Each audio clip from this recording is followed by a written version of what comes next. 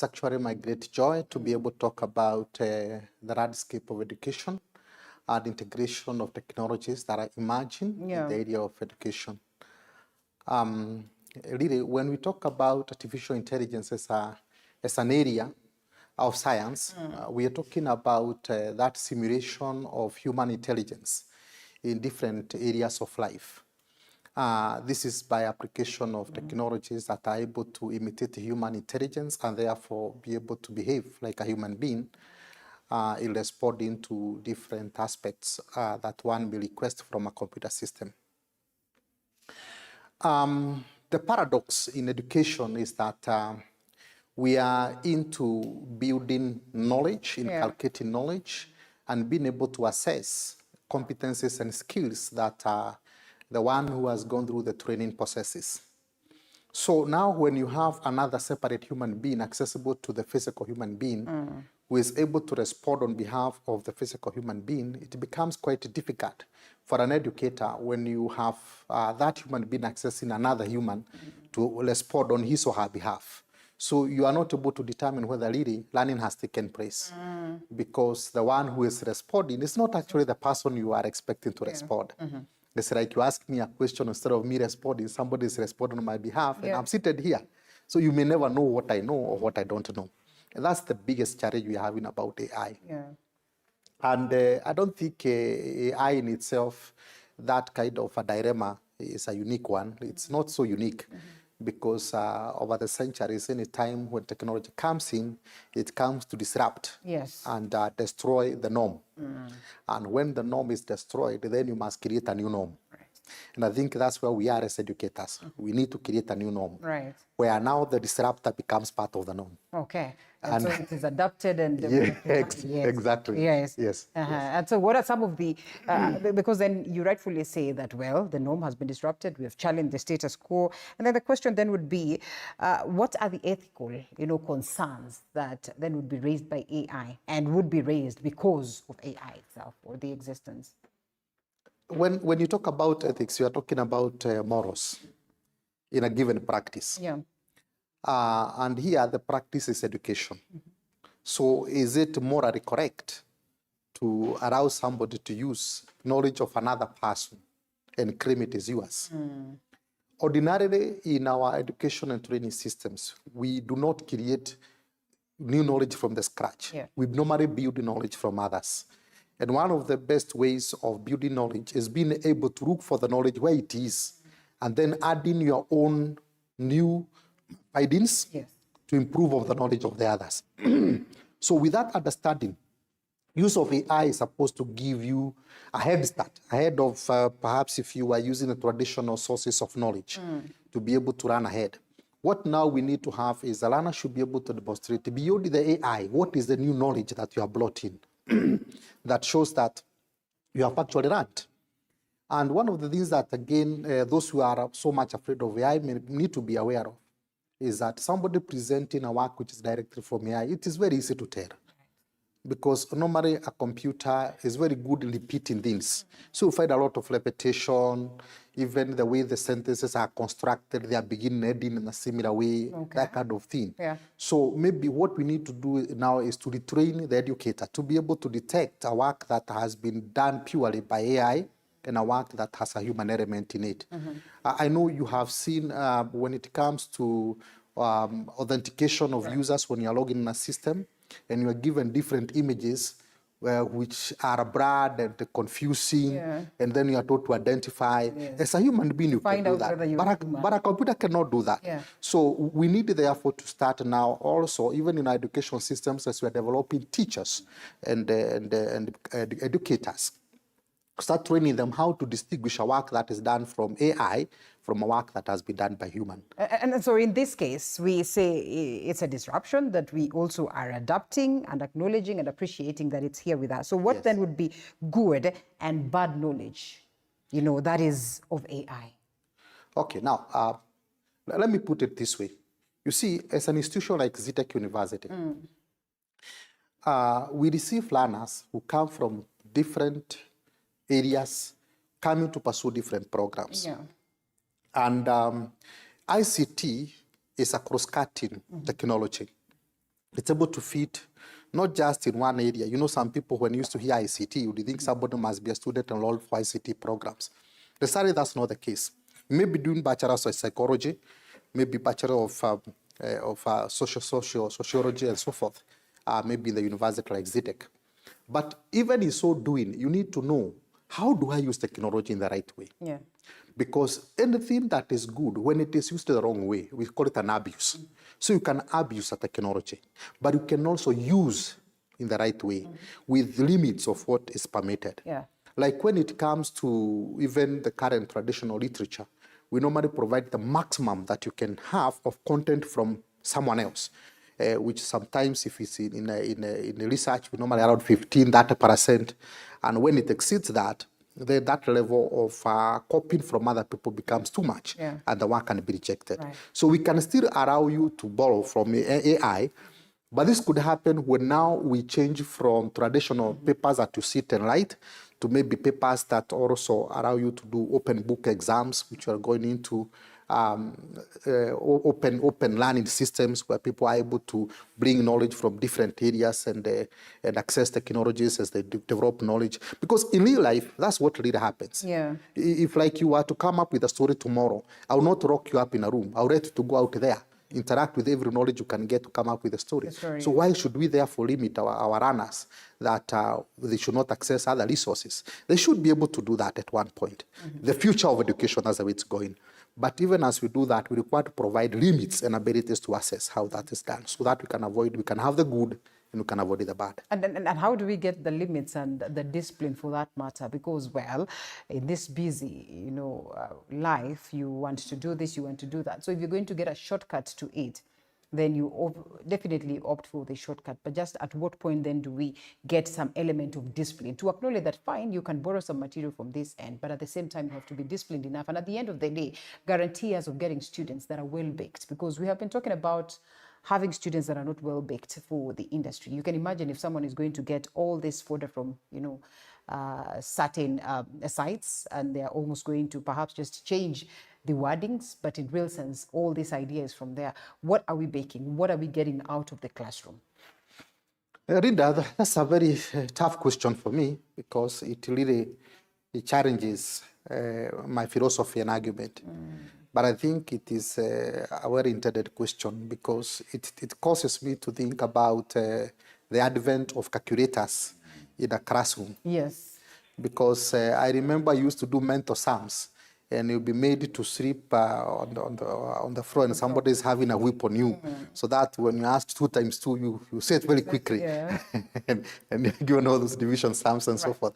You even had multiplication tables at the back of our books. Exercise books. And you have to recite them very early. And you have to recite them very early and study them. Yeah. And nobody would believe that you can use a calculator to calculate, because they would say you are cheating. But what are we teaching our candidates today? There isn't. Today, you have to go with the calculator. Yes. But then if you look at the kind of sums they do with those calculators, they are not the ordinary sums like 2 times 2. Right. They are made to do particular concepts that will require them to apply technology at a higher level. Okay. So I would think what we might need to do is we enhance the quality and level of evaluation from recall questions, from questions that simply come from materials that have been written by somebody else, to you applying that content to solve a problem. Yes. And at that particular point, even though you may use AI to some extent, you still have to infuse your creativity, your innovativeness, your ability to synthesize the knowledge and put it in the perspective of your learning area. Yes. So in its crucial aspect, and perhaps with the fact that it has pros and cons today, just how important is it for us to incorporate AI in the education sector today? Well, what happens is that when a new technology comes and you're not prepared for it, as a matter of wisdom, one of the things that we require to do is to block it. Come up with a rule that says don't apply, don't use. Yeah. And while you're doing that, you are creating time to develop your capacity to regulate it and manage it. And I think that's where we are as a country, because our education systems, including ZETEC University and others, we have not yet admitted AI, and perhaps we are not even ready by next year. But as we have now prohibited use of it in submission of assignments and other different work that we give to learners, we are taking time to go back and learn how do we incorporate this in the future. Because as it were, in any sector, the most constant thing is change, because change will always have to happen. And when change happens and you're not ready for it, first of all, try to slow it down so that you can get ready for it. Yeah. But then when you slow it down, don't think it to be forever. Make sure that rapidly you become ready for it. And therefore, I would recommend that the ministry start now thinking about even CUE and other institutions that are in this sector, let them start thinking about how can they do training of the educators to incorporate this new technology. Yes. Well, and there's been lots of conversations around this. We have seen, conferences of innovation being held across, very own, of course, Mount Kenya University. There's been a lot of this. But equally, there's the coming one of Sustainable Innovations Conference. And that perhaps will be a long week conversation that is supposed to take place on July, around the 27th and 28th. That is, of course, in relation to leveraging to technology for sustainable and social economic development. Just what are some of the conversations that we're supposed to have in some of these conferences, and of importance, getting our students to as well adjust to this, and also getting, the generations or the older generations to as well adjust to this, because then we're talking about technology. If we are to look at, computer studies at our very own institutions, of learning, that is the young ones, really, there's been that need for us to go back to class to understand technology and everything. So what are some of the conversations that we're supposed to have as a nation, as institutions within the country?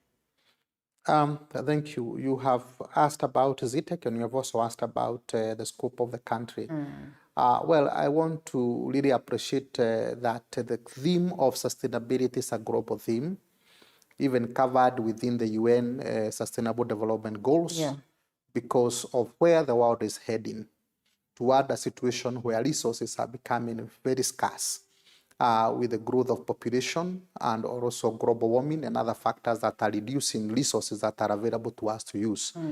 And when that happens, then it calls for us to use whatever resources we have today in preparation of a future that we will leave to our children.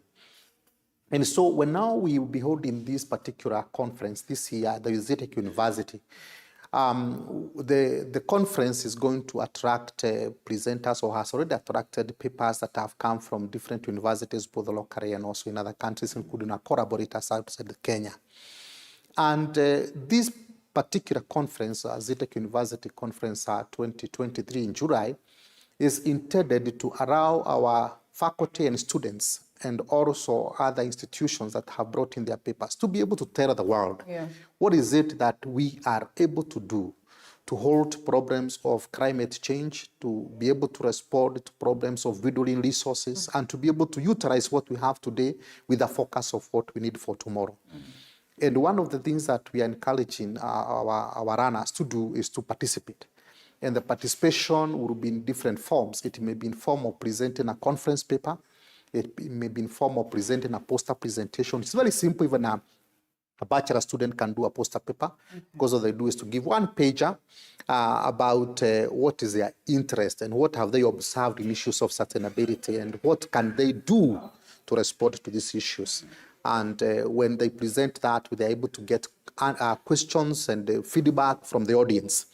We also have innovation activities happening on the sidelines, whereby we will have an opportunity for our learners and the conference attendees and other people who have got entries for different innovations they have come up with to showcase them. All these innovations will also focus on sustainability. So we have innovations on clean energy. For instance, myself, I'm an innovator. I've innovated an electric motorbike, which is... so this is the conversation that is here. We're talking about it in the morning. Yeah. I'm an innovator. Okay, nice. I've innovated an electric motorbike, converted from the gasoline power. So that is able to save on our environment and also make significant economic savings for the user. And I'm happy the president pronounced himself about being able to convert our borders and by September into electric. It's a possibility. though it may require enormous capital. Of course, the cost of the electric motorbikes or electric vehicles is a little bit higher than the ordinary ones. But of course, the cost savings and long-term benefits are higher. Maybe one of the issues that might come up is need for a financial intermediary to gap the difference between the old technology and the new technology, that cost factor. Of course, with the savings that are coming up from the day-to-day operations, that can be recouped as a repayment for the financials. So these are some of the things that we want to communicate to Kenyans during this particular conference. And I like what you bring to the fore, because then largely this that is employed in class should be for the benefit of the community at the end of the day. Exactly. So how do we get to have that collaboration between the academia, the industries, and as well the community to leverage technology and, of course, get to that point where we're saying now we have sustainable social economic development? I'm happy you are, Madam Leader, you're asking a question that many people don't think about, because there is tendency to believe that you are the best of the best in your area, and so you may not require other people from other areas. But incidentally, history has proven us that sustainability is an outcome of micro contributions from different areas, where everybody brings what they have to the fore. And when it comes to the question of collaboration between industry and the academia, and also government, so to say, this is a symbiotic relationship, because the people you are training in the university, the people you train in ZETEC, finally end up in the industry. Yes. And for us to be able to train them properly, we require to have an industry linkage, which is not sporadic, but that is deliberate and systematic. So that, like, if when we admit learners, did we have the industry participating in the development of the curriculum? When we are training them, do we allow them to work with the tools and equipment that are in the industry? And do we challenge them to go and evaluate the tools and resources the industries are using and know what can they do to improve? So that at the end of the day, they don't go there as believing the industry is going to help them get an income, but they have gone to the industry to help the industries outperform their current condition, because they have been living in the industry during the learning process. They have been able to compare the theory and practice, and they can tell you in theory, in academia, this is what we are doing, in practice, what we are doing, this is a gap. But when each of these institutions exists independently as a silo without any interaction, the outcome would be you have somebody who is very good in theory but has no knowledge in practice. Then you have practice that is not informed by theory. So we need to have that interaction, very symbiotic. I don't know whether you have gone to levels, and I know you say that you still are on the process of, inculcating this to perfection. And like we all agree, technology is growing by the day. And so even, in this process, we have to give that space for that growth. Do you have mechanisms of follow-up, for instance, for those ones that will be students that have graduated, fine, they have interacted while they are in, academic sessions, but then again, now they are out and been left to the world. Do we have any form of success stories, especially that is from your end, that we can now notably say that we've had students that have undertaken these courses in university and they have made a significant impact on, sustainable or socio-economic, developments? Thank you. One of the most important elements, Madam Leader, in education and training is to have a program called a Teresa Program. Yes. And in ZETEC University, we have our Dean of Studies office, and which is supposed to handle the students' welfare and connect with the career office within the university to be able to monitor and trace the progression of our learners since they left ZETEC and a year ago, 2 years ago. Where have they been? What are they doing? Where are they positioned in the society? What contributions are they making in society? And for this, I may not take this forum to give a report about the profile of our students, but they are over, especially in the corporate world. Some of them very successful entrepreneurs. We have some of them who have launched the first industry in the area of production of technologies, like doing the USB cables for our phones and so forth. Some of them are in media, like where you are, because we also learn media programs and journalism in ZETEC. And so we have tried to make the learning process and environment to be as practical as possible. And I'm very happy that CBC has brought this into our classes now formally, because before it was like optional for you to choose how you're going to deliver your program. But our CBC coming in, it is going to really demand that officially our curriculum integrates with practice and theory. Yeah. And for that, we are able to have our students being able to fit easily in the industry. We have industry attachment, and the feedback from the industry for our students in ZETEC who go to these industries has been very positive. Yeah. But apart from that, we also make sure that our evaluation process for students who go on industrial attachment allows us to get feedback from the industry, because they are the consumers, so they'll be able to tell us maybe this Bachelor of Commerce program or this Bachelor of Tourism and hospitality, improve this particular element, because that's the only way we'll be able to attend to unique and rapidly changing needs of the industry. Yes, so that's what we're doing. And I know it is okay to make sure that as an institution, you are fully fledged, but reality is that you also need to look around, what are the other institutions doing?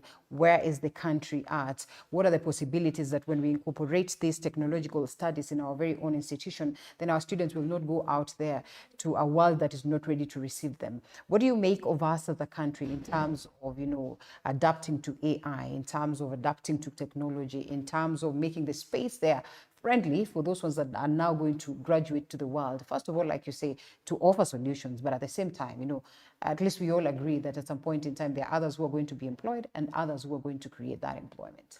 Well, I must say this, Madam Reader, that our generation today are what you may call ICT natives. These are people who have been born in ICT from day one. Yes. You will find a child who is less than a year crying for a mobile phone. Yes. And will be able to play around with the graphics. She can't matter a word, but she can play around with graphics. And you'll find like even our own children, like my son who is an engineer, but he's more good in me than in technology, and he will do things, and I will ask him, kindly help me here. Yeah. And you find even people who are not even in technology, but they are of this young age, and they're able to do so much. So it's only good that we allow these people to interact with technology as early as possible. Let us, in our curriculum, introduce technology courses as early as possible. Let's make these tools be available in their disposal as early as possible. Because you'll find that one of the things that they will be able to eliminate in them is fear, because there's a technophobia. A situation where you find when you have not been used to a technology, you really fear it, and perhaps it's very, very easy. So, and I think AI is also suffering technophobia, as it were. But if we'll be able to even interact it from early age, see what we are doing. Like when you are on the road and you are trying to navigate to a studio like TV47, I would go to my Google Maps and put them yes, and I come zoom, and you direct me all the way to here. So if you're accepting that in navigation on the highway, why are we refusing it in classroom? So all we need to do is to know how do we use it in the right way, because there's the good and the bad, as you said earlier. And I believe an institution like ZETEC University and even others that are out there, we must start confidently integrating and utilizing artificial intelligence as the new technology, the new kid in the block. Right. Yes. And taking them to that, how do we then foster an environment that entrepreneurial, encouraged and oriented, and of course we get the students well encouraged to focus much on research and understanding the technology, but at the same time make sure that they employ this in their livelihoods. I'm happy you have touched on the question of research. And I would like to be very clear, Madam Leader, this time round, we are not just talking about pure research, because a lot of research has been done in universities. And so to say, initially, research was not a mandatory element at every level of education. Nowadays, in diplomas, even perhaps maybe in a certificate, bachelor's, it's research. But do we really define what we understand by research? Research is supposed to be action-oriented. It's about to solve people's problems, solutions of issues that affect us. And therefore, we need to demystify the concept of research.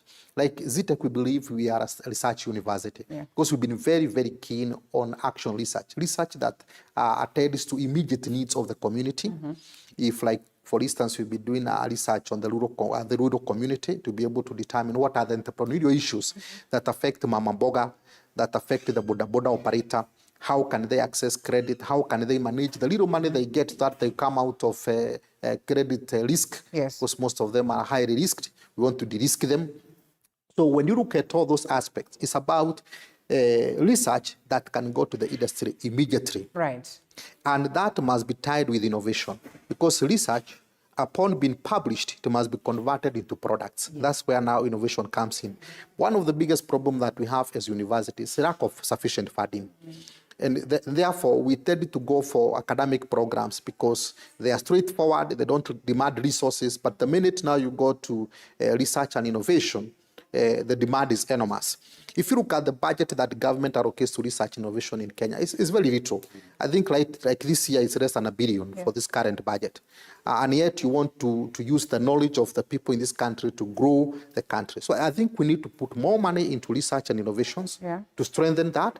But what lacks is a clear framework of how to convert research into products and outputs. And I think that's a gap that we are capable of addressing. And I'm happy that universities, especially like ZETEC, we've been able to embrace that. We are currently developing a technology park where we are looking for somebody who is able to equip us with machinery for production so that our innovations can be converted into products that can go to the marketplace. So like in the area of clean energy, we have identified a very big gap in terms of developing micro power generations from solar and wind and so forth, utilization of the lithium battery for backup of power to support hospitals, schools, and to really bring down the cost of power in the country, bring renewable energy, and make it not become a mystery. Because any time that you have an innovation, it becomes an innovation for the masses. Yes. When you move it towards a point that masses can understand it, can afford it, and it's available to them. So that must happen. And we believe that the technology park like the one we are establishing will provide a room for interaction with the community from where we are in Mangu. Because it's been located in Mangu campus next to Mangu High School, we'll be able to attract the community in the Witedia community. Those mama bogas, we've been inviting them. They've been coming to our classes. They've been coming to our auditorium. And we are talking to them. We are telling them, don't fear technology. It's not so difficult.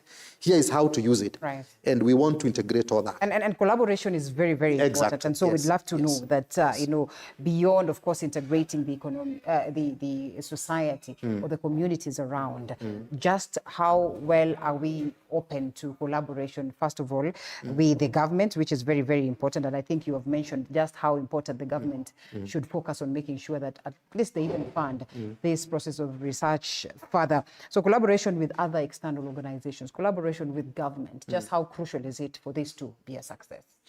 Yeah, it did actually, Madam Leader, what I would say is that collaboration is a very important tool, especially for universities. We have had some challenges which have had come with abuse of collaborations, because collaborations in the initial setting of around 2016,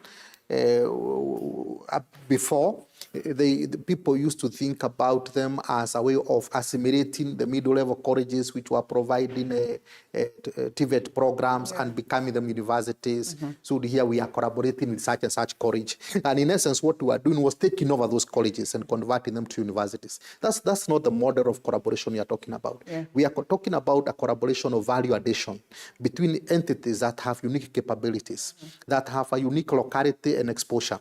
Like right now, we are running a program. We are about to complete a program with an institution in South Africa called WASETA, where we are working with the University of Wits, it's Waterstrand.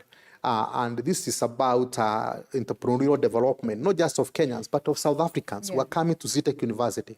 And we'll be able to train them. We'll also go down to WITS. We'll be able also to interact with them.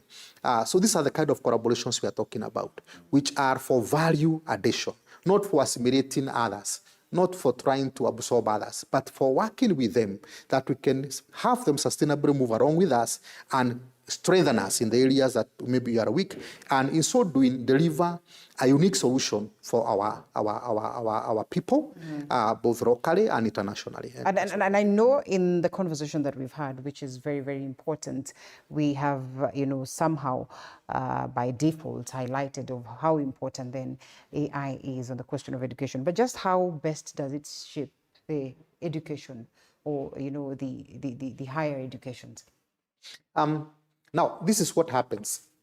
Anytime a new technology or there's a paradigm shift, be it in science, be it in technology or finance or whatever sector it is, two people must come in, the prayer and the regulator. Yeah. The prayer, the regulator. We are the prayers. Education institutions are the prayers. And most of the times, prayers are always ahead of the regulator. Like if you talk about the telecommunication sector, Safaricom and others will always be ahead of Communication Authority. Yes. But it is a role of the regulator to come back, not to stifle the innovation, yes, but to be able to create a framework that strengthens and drives value and protects the consumer. Yeah. Because the consumer is this runner, is this industry, are these people that we are churning out to go and serve people there. Yeah. So now education, the Ministry of Education, we should be able to come up with a policy on integration of artificial intelligence in learning processes in schools and colleges, both basic education and higher education. And they should start thinking aloud about it right now. Because in the end, if we don't, what you're going to do, we are going to set a team for benchmarking to a country so and so, and then we bring a framework from them, which may not exactly fit with ours. And I can tell you, Kenya is a country that has a huge potential in technology. And we have people who are so tech savvy. And most of them are running tech hubs, tech establishments all over the world. Do you believe we have the confidence in our people? Yeah, we don't have confidence in our people, yet they're the ones who are running institutions out there. Talk about when you go to Amazon, you'll find good guys there. Go to Google, go to IRAD. And visit Microsoft and others, you'll find great Kenyans doing great work. So before we wait for them to do it, those Kenyans who are in diaspora to go and develop that AI framework and bring it to Kenya. And you might be surprised that even the development of AI had a lot of Kenyan input. Yes. If you go to the history. Yes. And so it's time now we called them and made a round table, and I'm confident that our political mindset are people who are digital enough. They should be able to do that. And then we can have a discussion around how do we learn ahead of the others with AI. Particularly when I observe what happened of some countries like Estonia, which was so avid and so enthusiastic about adoption of technology. Today is the most tech-savvy country, providing 99% of their services on technology. We can learn with AI. Yeah, and make it a competitive edge. Why not? All right. We're looking forward to, vibrant industries. We're looking forward to, a vibrant manufacturing sector. Yes. Even AI-driven. Even AI-driven, yes. Thank you so much. Thank you so much, Professor, for speaking to us this morning. As we close it in a minute, what will be your parting shot? My parting shot is to thank Kenyans for being people that are extremely resilient. We are known for that. And also thank our academic institutions, specifically thank ZETEC University, appreciating our Professor Jega Munene and the rest of the team.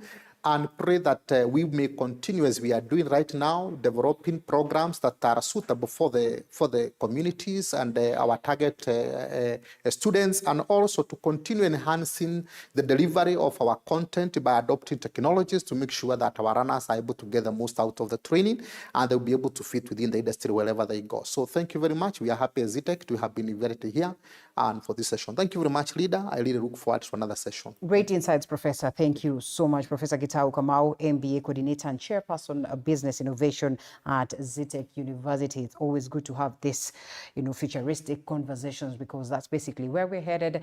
And I mean, we have no choice but to be alert on understanding this space, and that is the only way then we are safe. Asante sana, like you rightfully put it, I'm looking forward to host you again. Thank you. Because this is just the beginning Thank you of very the much. conversation. We close this one at this very point. It's exactly 25 minutes past the top of the hour. Thank you for keeping me company right from 6 a.m. up until now, as I look forward to see you again tomorrow. Do have yourself a lovely day as we also set our eyes on this other side of Parliament.